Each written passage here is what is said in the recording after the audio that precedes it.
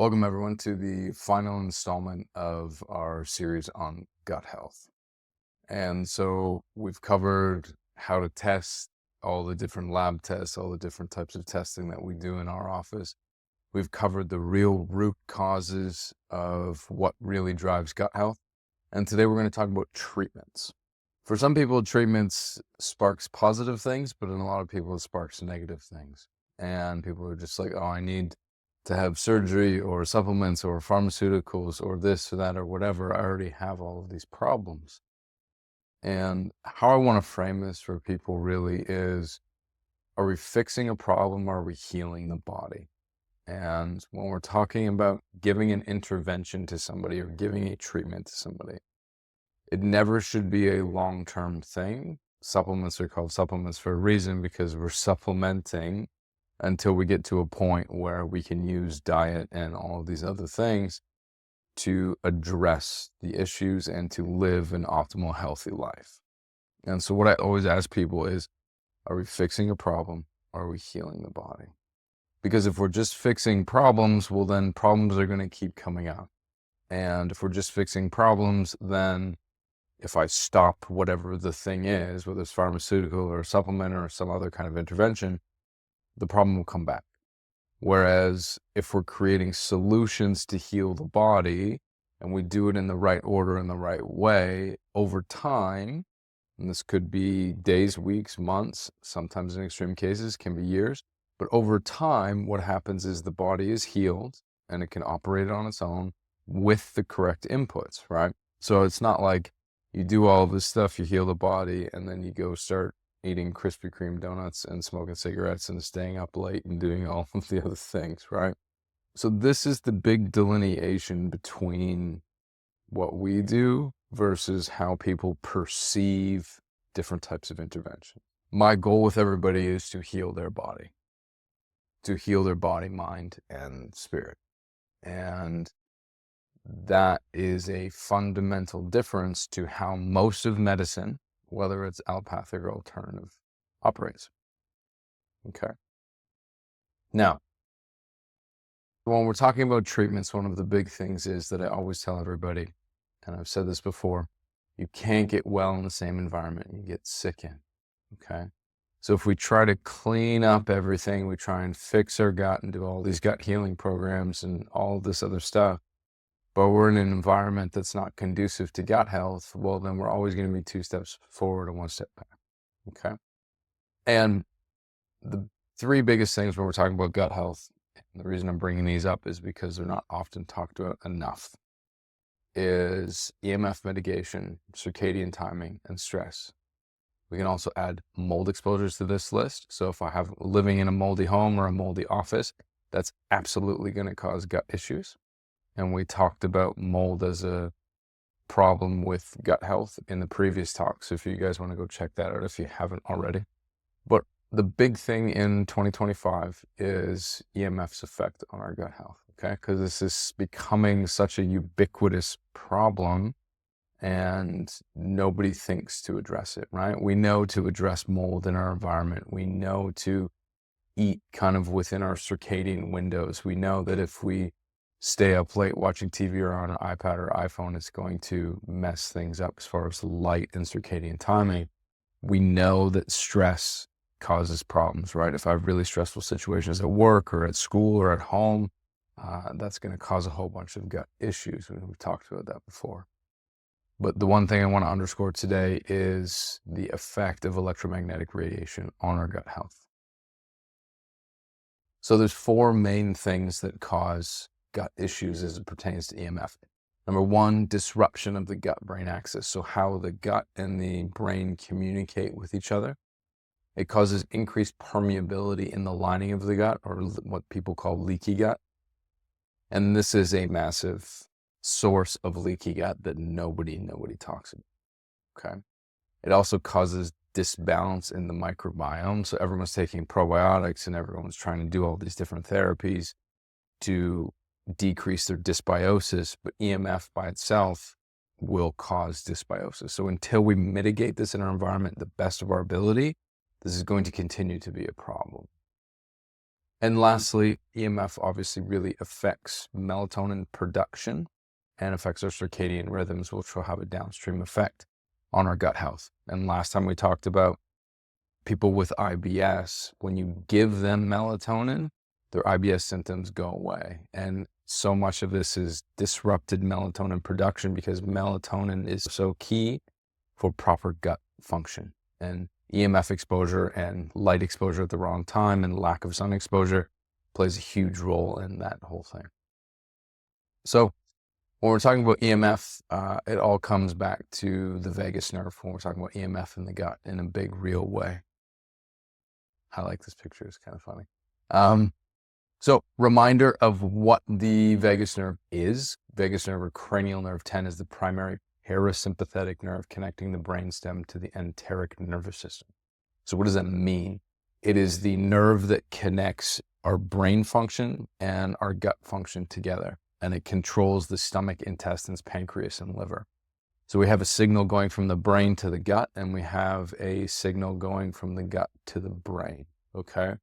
And this is what controls in a huge way gut motility, enzyme secretion, bile flow, inflammation, and the composition of the microbes in the gut, okay? This is massively important because the vagus nerve is very susceptible to the effects of EMF. And one of the primary ways of how EMF affects the vagus nerve is EMF alters acetylcholine synthesis, okay? And acetylcholine is what the vagus nerve needs to communicate, okay? So when we start getting reduced acetylcholine, that changes how the vagus nerve communicates, and that leads to sluggish motility, and we can't secrete the right enzymes. So the net effect of that is constipation, bloating, indigestion, simply by chronic EMF exposure, okay?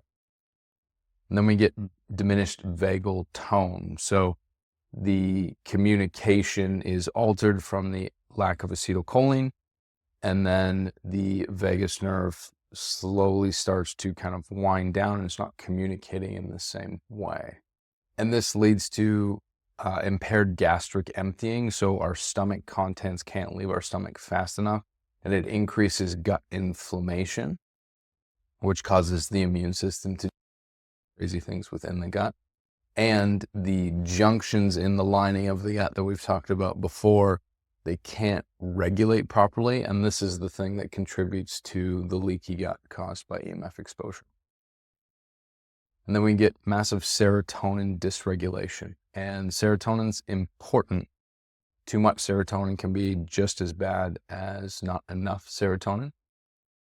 And EMF exposure alters serotonin levels, which disrupt the microbiome in the gut and cause a whole bunch of disruption, especially to some of the key bacteria we need, like bifidobacteria.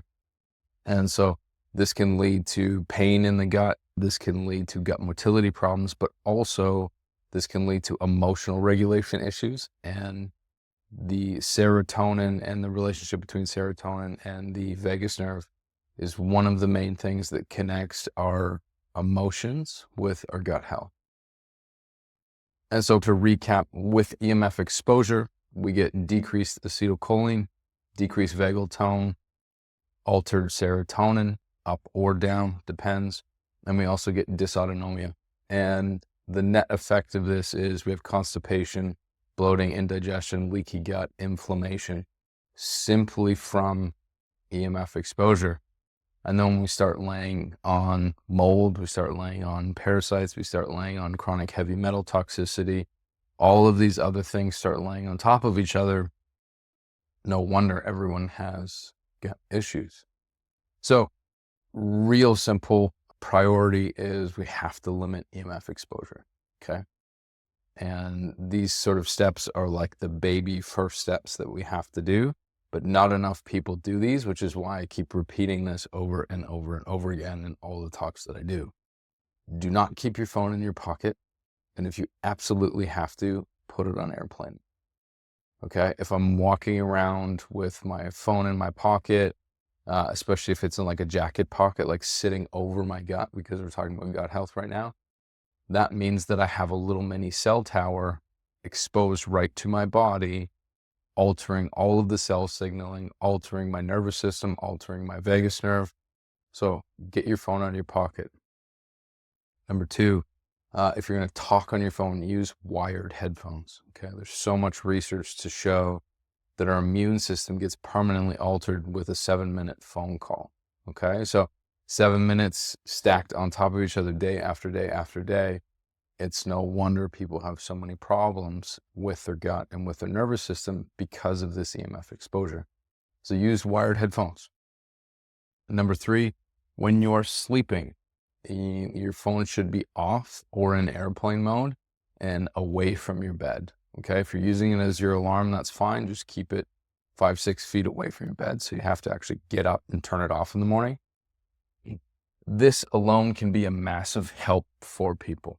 Okay, because when my cell phone is on and it's right beside my head at night, my brain starts to entrain to the cell phone signal rather than my own brain waves. And that disrupts digestion, that impairs deep sleep, that impairs melatonin release. So many things happen. So turn off your phone and get it away from the bed as much as possible. Okay, those are the three basic things. If you want to dive a little bit deeper into all of this, go to our website, Aquarian Health Solutions. On the top there, we have a link to our course, the Realign Regimen. There's a huge section of that course that's completely free, all about EMF and how to mitigate EMF exposure. But before you do that, do these three things first. Okay? So once we've kind of mitigated our environment, we don't have any mold in our environment, we've tried to lessen the EMF environment, the stress is less ideally at work, at home, in the office, then we have to start supporting the detox pathways.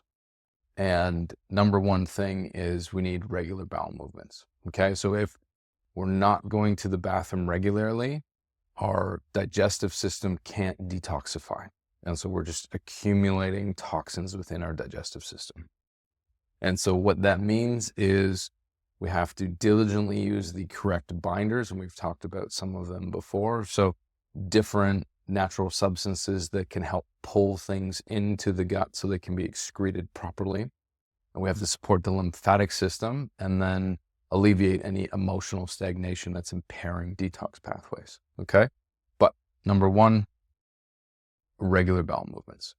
And again, the longer the things stay in the gut, the more bacterial fermentation, so the more gas, bloating, and pain, and the more inflammation from food lingering in the system. And gut motility is, again, largely governed by the vagus nerve, which is why there's an order to these things, right? So if I can't go to the bathroom and I just am told like I have to take a whole bunch of magnesium or aloe or something like this just to go to the bathroom, that's fine for a short time. That's fixing a problem. That's not healing the body. If I'm keen on healing the body and resetting the vagus nerve, then I have to mitigate environmental exposures like EMF, like mold, that are messing up my vagus nerve to begin with. Okay? Now, again, primary neurotransmitter of the vagus nerve is acetylcholine. So if my diet doesn't have enough choline in it, B vitamins, glycine, or creatine in it from animal products, then I'm going to have trouble making enough acetylcholine. So on some level, we have to have basic dietary things. Now, bear in mind that if I have malabsorption, I'm not going to have these levels even if I'm consuming a quote-unquote healthy diet. Also bear in mind that if I have certain types of infections, like certain parasite infections, I'm going to be B vitamin deficient because they're going to be using the B vitamins over my own body. Okay, so there's a time and place for these things. What's a better starting point as far as treatment to regulate the vagus nerve is sunlight, maintaining circadian rhythms, grounding. We can use things in the office like frequency-specific microcurrent, vagal nerve stimulation, and biological conflict resolution to relieve some of the emotional stagnation. So that's where we would start, right? So if someone's having troubles with regular bowels, this is where we would start. because this long term is going to promote healing of the vagus nerve, of the gut motility, and allow someone to be healthy for a long period of time. Now, if the priority is regular bowel movements and we can't go for lots of different reasons, two things that can be helpful. Mimosa pudica is a special plant that contains mucilage, which is like a gel-like substance that coats the digestive system. So what I tell people is this is like soap for your digestive system, okay? It can be very helpful in the case of parasites and also toxins. So this is one of the things that allows sort of a cleansing of the digestive system. And it can also, because of that gel-like substance that the plant has, soothe any irritation in the gut lining. So this can be very, very helpful for people. One, at getting the bowels to move, but then two, to facilitate healing within the gut while that's happening. Cascara is helpful, and I only use this sort of in more extreme cases when people just aren't regular, because it acts directly on the nerves in the intestinal walls to increase peristalsis, to increase gut motility, and gets people to go to the bathroom more regularly. So in acute cases of like, hey, I just can't go to the bathroom, and that's where we need to start, we use Cascara. And for more sort of prolonged cases where we need a gentler approach, we'll use Mimosa pudica. Okay? And these are both, in my experience, more effective than the typical recommendation of like using magnesium citrate. Okay. So once we've got the bowels more regular, then we can focus on lymphatic drainage. And a lot of people talk about lymphatic drainage as far as it goes for the neck and the chest and all of these things. But as you can see in this picture, we have a ton of lymph in our stomach and in our digestive system. And this becomes super, super important because when you have leaky gut, and most of us do, we all have some kind of inflammation in the gut happening. Things that move out of the gut, the second line of defense is your lymph tissue. So then our lymph gets contaminated with all of these things moving out of our gut. And so what I always say is all longstanding gut issues are actually lymph issues as well, okay? And this will precipitate some of the bloating. This will precipitate some of the discomfort and all of these things. So if we don't, first and foremost, get the bowels moving, even in the presence of leaky gut, well, then stuff's going to stay there longer. It's going to ferment longer. It's going to start moving from the gut into the lymphatic system. So we have to get everything moving first.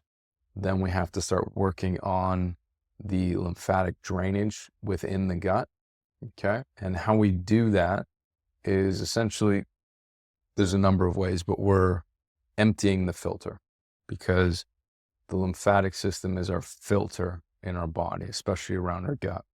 And so things like dry brushing and manual lymph massage is usually where we start with people, but we can use rebounders, we can use vibration plates. Infrared sauna is very helpful for this. Frequency specific microcurrent is very helpful for this. The specific types of foot baths can be helpful for this as well, okay? And all our gut programs and protocols incorporate some of these to varying degrees depending on the person. Because if we're constantly just trying to take things and do things for the gut, but we're not addressing that toxic, inflamed lymph system because of the prolonged leaky gut issues, then we're only going to get so far. After that, then we can start looking at toxicity, sometimes in tandem, but usually we have to do a little bit of those things first, okay? We typically see folks who have been struggling for a long, long time, and so there has to be sort of a stepwise, gentle approach. For people who are a little bit more resilient or their conditions are a little more acute, we can start doing multiple things at once to speed up the process of healing, okay? Now, after we've done those things, then we start remediating toxicity. And we start with toxicity first, especially in the gut, because most microbial things exist to prevent toxicity from worsening. And we talked about last time, we talked about how parasites can hold lots of heavy metals, how different funguses and different things hold different toxins. So before any antimicrobial treatments or bacterial treatments, we work on pesticides, plastics, pollutions, and heavy metal. Okay. And as a recap, for pesticides, eating organic is key. Okay. And we'll get into diet stuff a little bit, but eating organic becomes so important for gut health. Okay. Sulfur-rich foods can be very, very helpful in mitigating some of the effects of pesticides. Glycine is a beautiful adjunct to glyphosate exposure because glyphosate basically replaces glycine in our joints and other places in our body. So glycine-rich foods, bone broths, those kind of things can be helpful. Supplemental glycine in and of itself can be helpful as well. We use a lot of specialized peat moss from Europe because that has been shown to mitigate pesticide exposure, especially glyphosate. We can use different homeopathic analogs.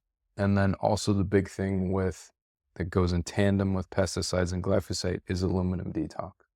The last time we talked about how glyphosate and aluminum bind together and cause massive disruptions on a cellular level throughout the gut, throughout the interstitial tissue, and definitely in the brain too.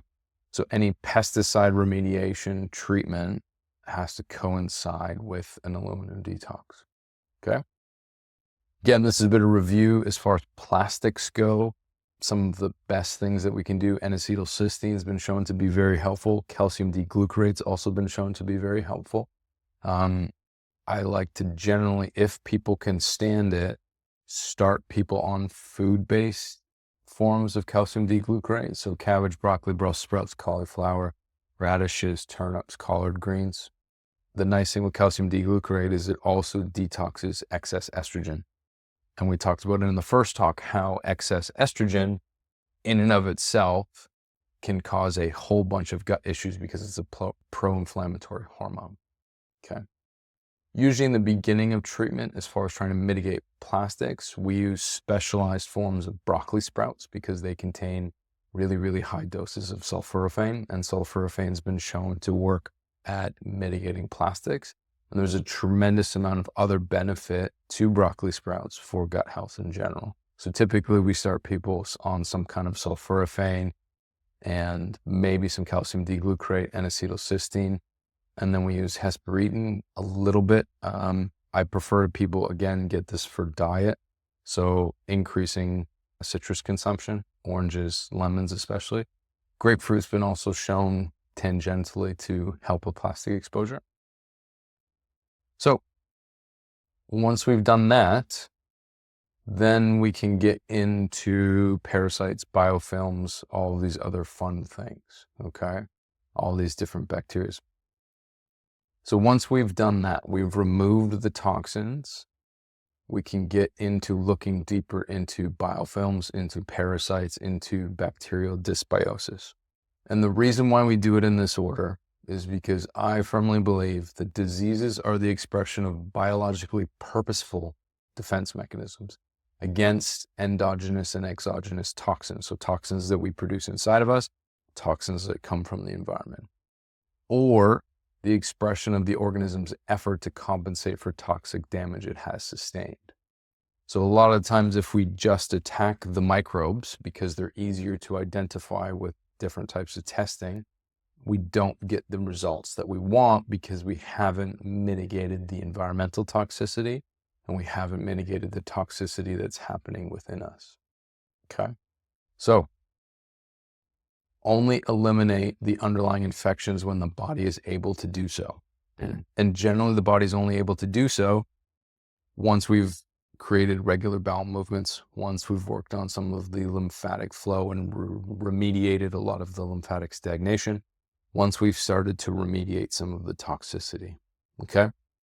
Again, everybody is unique. This isn't, you have to do this, then this, then this, then this. Sometimes we start treating things as they coincide with each other, depending on the person, which is why we use very specific testing to figure out what the right thing is to do and when the right time to do it is, okay? When we get to this point, we use a combination of bacterial isopathics rather than antibiotics. We use some antimicrobial compounds that usually also work on healing the gut lining or regulating the microbiome. And we use a lot of low-dose immunotherapy to rid the body of the infection and modulate the overactive immune response to the triggers. Because so many times, especially with the gut, we have something irritating it from a microbe level, but then we have the immune system's response to it, which is often more symptomatic than dealing with the actual thing. And a lot of times that's why people struggle, is they've removed the issue, but they haven't done anything to mitigate or reorganize the immune system's response to the thing. So the immune system is still overactive or dysregulated, trying to look for a thing that may not even exist anymore in the person's body. Again, just as a recap for parasites, number one treatment, increased stomach acid, improved bowel transit time. So if I have low stomach acid and my bowels aren't moving, if I come into contact with environmental parasites, the chance of them staying and colonizing is far greater. So number one, increased stomach acid using betaine HCl, or there's different things you can do. We primarily use betaine HCl, and then improved bowel transit time, regulating the vagus nerve, number one, and then maybe using some mimosa or some cascara as number two, okay? And then obviously remediate the reasons that they're there to begin with. So if they're there because of toxicity, well, we have to remediate that. If it's a psychoemotional issue, we have to remediate that as well. Reminder, if you're doing any antiparasitic regimen, it has to be treated aggressively. So if we get to this point and people need to do an antiparasitic program, it's not just take a little bit of this or take a little bit of that. It needs to be pretty full bore. So most people need to be prepared for this, okay? A lot of the natural substances that we use, black walnut, wormwood, those are kind of the classic ones. Cloves, pretty classic too. Artemisia annua is, again, a very long-standing remedy for parasites. It works really, really well still in 2025. So does myrrh. And so we use a lot of Artemisia annua, a lot of myrrh.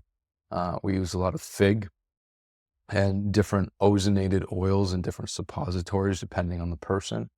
Pumpkin seed, ginger root, olive leaf, and garlic can be helpful, but generally those are more helpful as a prophylactic.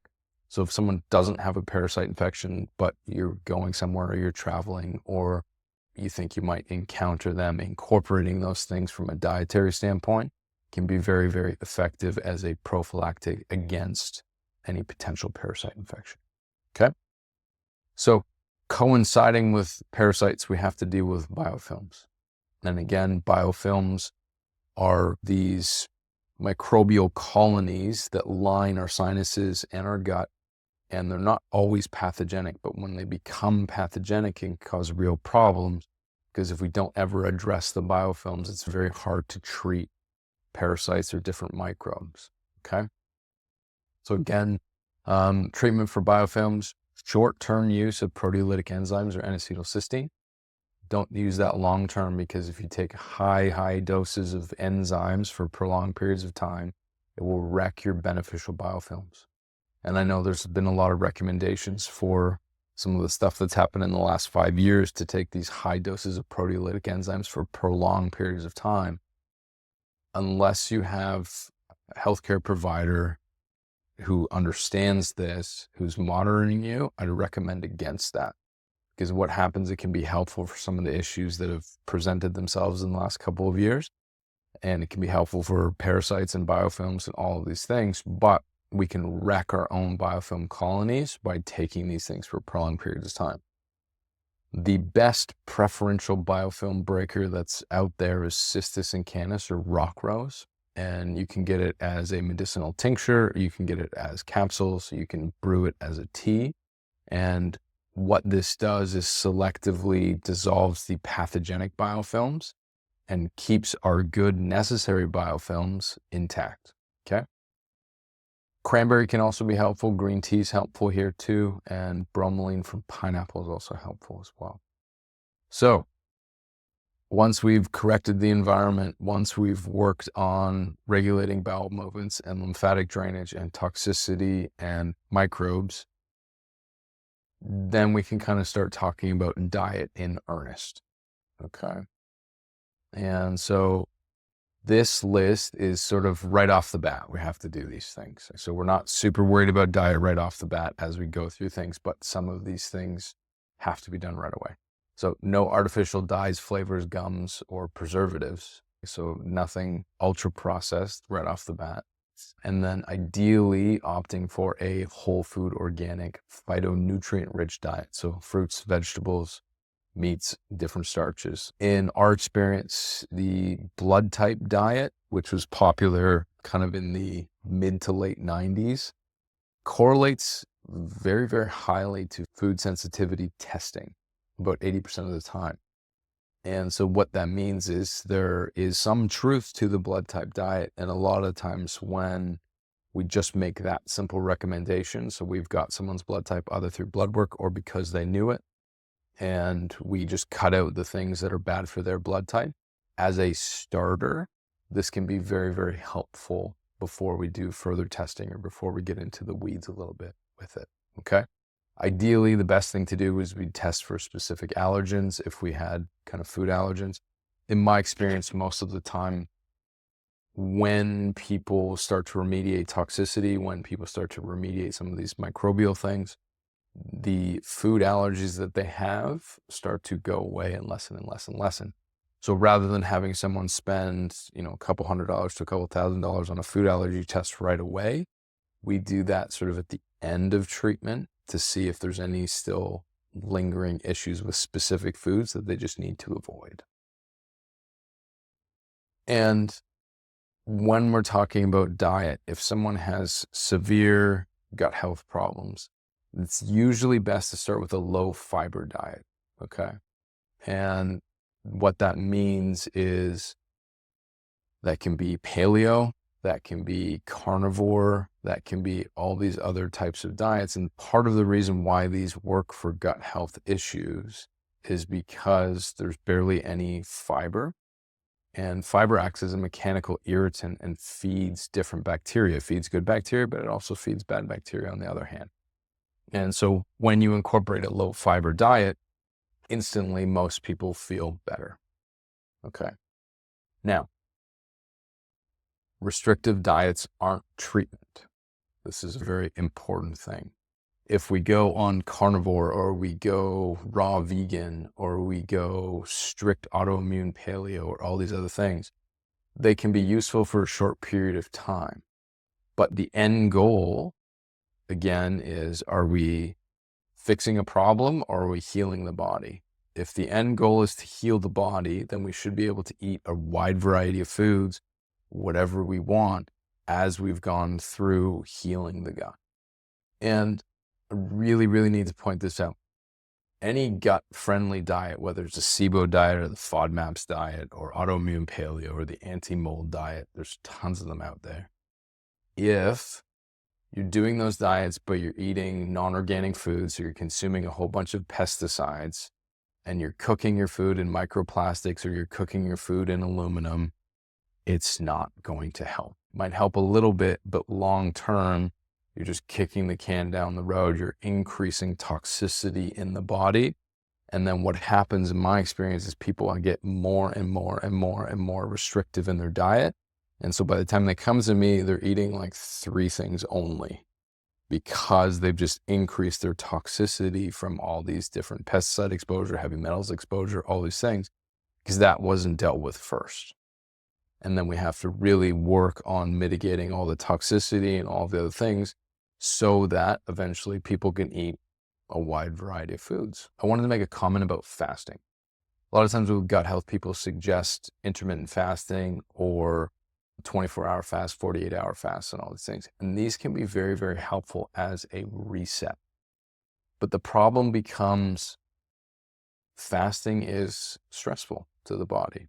And so if I already have all of this autonomic dysfunction from EMF exposure in my environment, from stress at work, from emotional problems, from all these toxicities, and I layer in fasting to it, all of a sudden I'm dramatically increasing the stress even more in my body, okay?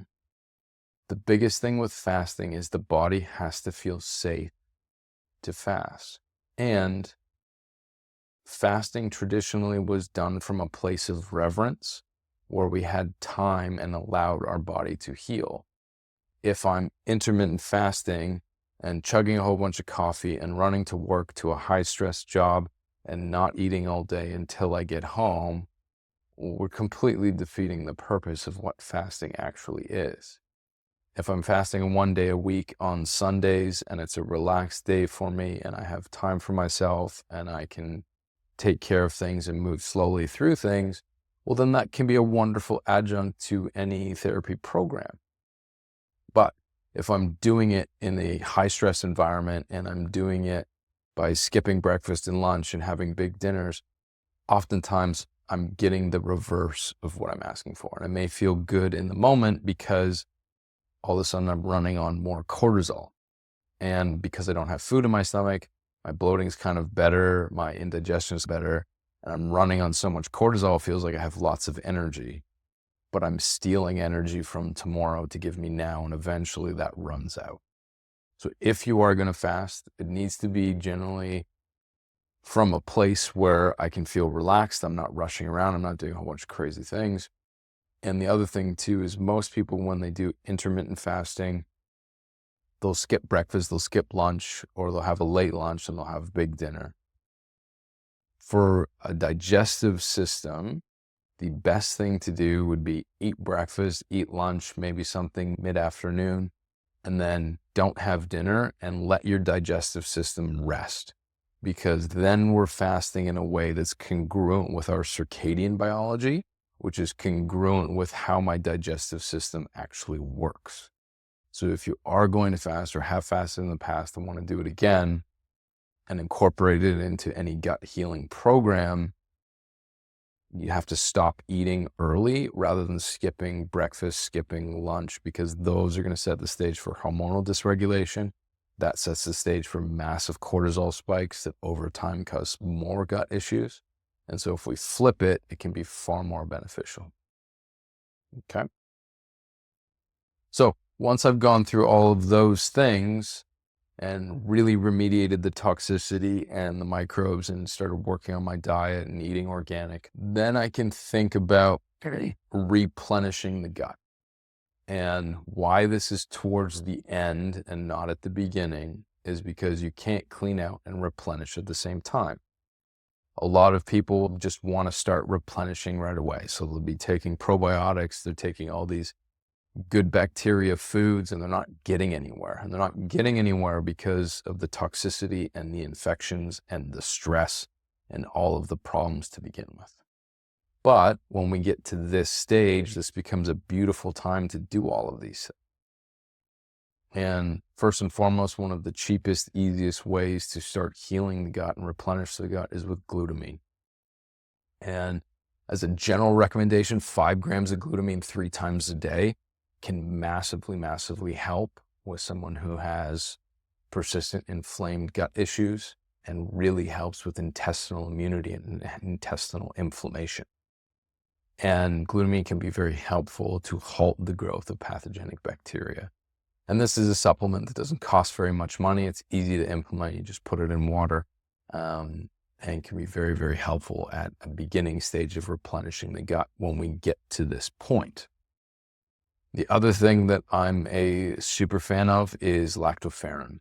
And lactoferrin is a naturally occurring glycoprotein found in milk. And lactoferrin is so wonderful because it protects against harmful bacteria and other pathogens. It's a mild antiparasitic and binds to any excess iron in the body and in the gut, and can be very helpful at being an antioxidant and immune modulating compound for the gut.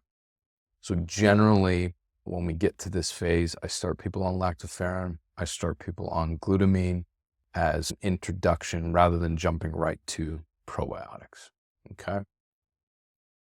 When we're talking about probiotics, my preference is spore-based probiotics, and megaspore can be very, very helpful. in maintaining healthy gut barrier functioning and decreasing endotoxins. Because the reality is, once we've gone through all these things, mitigated all toxicity, done a wonderful job at healing these things, we're still going to go out for dinner. We're still going to travel. We're still going to do all these things and expose ourselves to different kinds of toxins and expose ourselves to different types of bacteria and things that can create endotoxins. So at this stage in the game, using something like Megaspore Probiotic can be very, very helpful. Mega Mucosa is another beautiful supplement that helps rebuild the mucosal barrier in the gut. And IgG 2000 is an immune and globulin concentrate that can really help with the gut and the sinuses. And remember, the sinuses and the gut are connected. Okay? So those are the three of the big ones that I really like to use, in addition to the glutamine and the lactoferrin. Now, as far as other probiotics go, I know there's so much science and so many things out there that say this probiotic for that and this for that. The reality is, I think they're super overrated, as they don't really recolonize the gut, okay? But they can be effective in end-stage therapies for certain things. So if we're taking a probiotic to recolonize the gut, that's just simply not true. There's a lot of amazing research that's proven that's not true, but we can use them in end-stage therapies to help. So something like Saccharomyces boulardii can be used at the end stage for a parasite treatment, for leaky gut, for yeast, for H. pylori infections, and is very, very helpful in mitigating antibiotic damage. So if someone's been on antibiotics already because of a gut issue, going on Saccharomyces boulardii later in treatment can be very helpful, okay? There's two different strains of lactobacillus that can be helpful for urinary tract infections as part of a gut issue. And for any kind of long COVID or prolonged histamine issues, a blend of lactobacillus and bifidobacterium can be helpful. And there's companies that make beautiful ones there. So putting this whole thing together, number one, we have to mitigate our environment. It doesn't matter what we do in office or with somebody online if their environment is not conducive to healing. Okay, so number one, have to mitigate the environment. Number two, we start with physical therapies. So what is the body need structurally to promote digestion, right? So something like breath work, which can regulate the immune system, regulate the autonomic nervous system, but then also supply the mechanical pumps to create normal gut motility, can be very, very helpful, right? Different osteopathic manipulation that we use in office, or for folks that we see online, we send them to a local osteopath or a local body worker who understands how to do that work. Enemas and colonics can be helpful at different phases of the game to promote digestion, to remediate toxicity, different drainage protocols that we use to allow for the colon and the rest of the gut to actually drain properly. Bacterial isopathics, when we get to that kind of microbial stage of things, re-regulating the dysbiosis. Low-dose immunotherapy can be very, very helpful at regulating the immune response to things. We use lots of different herbal remedies and vitamins and minerals at different stages to do different things. So from a physical perspective, kind of our physical body, so working on structure, working on increasing drainage, doing lymph massage and different lymph therapies, working on enemas and colonics to help with gut motility, and can be very, very helpful. So from an energetic perspective, number one, vagus nerve regulation. And there's many ways that we can do that. We can do that with different photobiomodulation, using different lasers, different lights. Frequency-specific microcurrent can be helpful here. But also acupuncture and meridian therapy can be very helpful for the nervous system as a whole, but then also specific communication channels between the different organs. So on an energetic level, if I'm having problems with communication between different organs that hasn't necessarily precipitated into something I can see on a lab test, that's still important to know, because there's so many therapies that we can utilize to increase that communication and resolve some of those issues on an energetic level. Okay. And psychoemotional therapies, we primarily use energy psychology, different flower remedies, and different types of stress management to deal with gut health issues. Okay. So if someone has preset limiting beliefs, or someone has emotional traumas that are stored in different parts of the digestive system, which is what we talked about last time, no matter what you do on a physical level or on an energetic level even, you're still going to have problems, which is why we always have to look at the psychoemotional component, the energetic component, and the physical component together. Because if we just try and deal with one of these things, we only get so far. And at the end of the day, this is really about treating the human and not the disease. So the question I always ask is, what is stressing the system? Because you can't heal under intense sympathetic stress. So we have to first and foremost unburden the internal terrain. So all the metals, chemicals, pesticides, resolve the emotional trauma and the limiting beliefs, and retrain the nervous system. And then we have to look at the external environment in tandem. So is there mold in the environment that's going to affect my digestion? Is there excess EMF in the environment that's going to affect my digestion and my gut health? And what about work, family, friends, community? All of those things can play a role in our health that need to be addressed appropriately.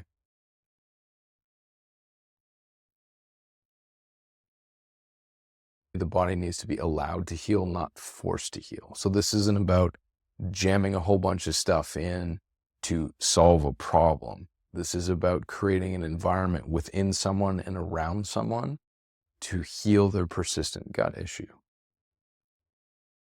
And I believe the body's a dynamic system that's designed to keep you healthy. And so when there's a problem, there's a reason. This isn't just whack-a-mole trying to hide problems to create things later. It's figuring out on a deep level what's going on in the totality of somebody and how to fix it. And I believe that you owe it to yourself to get to the bottom of it, to really understand what's driving your illness, to really understand how you can get better, and to really understand how you can heal. And ultimately, that's the difference between us and other forms of medicine, okay? We're taking a very, very in-depth approach to look at all of these things together, okay? So this isn't just an EMF issue. This isn't just heavy metal toxicity. This isn't just parasites. This isn't just emotional trauma. This is probably a lot of those things together.